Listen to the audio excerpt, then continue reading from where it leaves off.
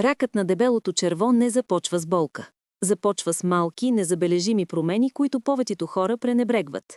И макар ракът на дебелото черво да е все още най-разпространен сред възрастните хора, в момента най-бързо се разпространява сред хората на възраст между 20 и 50 години. Причината за това не е, че генетиката изведнъж се е променила, а че начинът на живот и здравето на червата са се променили драстично в рамките на едно поколение. Добрата новина е, че тялото ви дава ранни предупредителни сигнали, ако знаете какво да търсите. Здравейте, шампиони на здравето! Днес ще говорим за 10 ранни признака на рак на дебелото черво, които не трябва да пренебрегвате. Първият признак е анемия.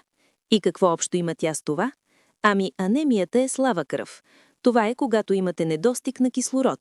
И ние говорим конкретно за анемия, причинена от дефицит на желязо, защото тогава губите желязо. Така че не можете да произвеждате достатъчно червени кръвни клетки, за да поддържате нивото и вече нямате капацитет за пренос на кислород. А ако анемията е свързана с рак на дебелото черво, то е защото може да причини бавно кървене. И това бавно кървене може да бъде навсякъде в храносмилателния тракт, в стомашно-чревния тракт. Ако обаче е високо, ако е в горната част на стомашно-чревния тракт, ако е в стомаха или 12-пръстника, тогава обикновено ще има по-бърза загуба на кръв и ще има много симптоми в горната част на стомашно-чревния тракт. А ако загубата на кръв е по-бърза, тогава ще кървите повече кръв. И тази кръв ще почернява, защото е червена, когато кърви, но след това се съсирва, разгражда се и почернява. А това води до това, което наричат катранено изпражнение. От друга страна, ако кървенето се случва в дебелото черво, то обикновено ще бъде по-бавно и ще бъде това, което наричаме окулт.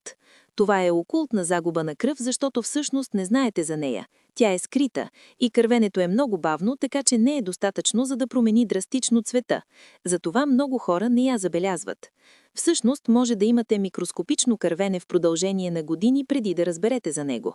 Причината, поради която тези ракови заболявания на дебелото черво предизвикват тези незабележими кървения, е, че туморите, раковите тумори, създават своя собствена мрежа от кръвоносни съдове, което се нарича ангиогенеза.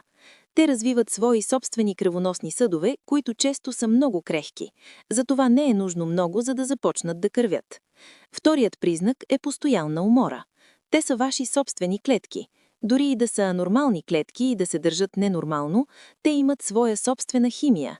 Те имат химически посланници, които отделят, наречени цитокини, които могат да повлияят на действието на митохондриите, които произвеждат енергия за вас. Но много често този тип умора се отхвърля като стрес или нормална част от стареенето.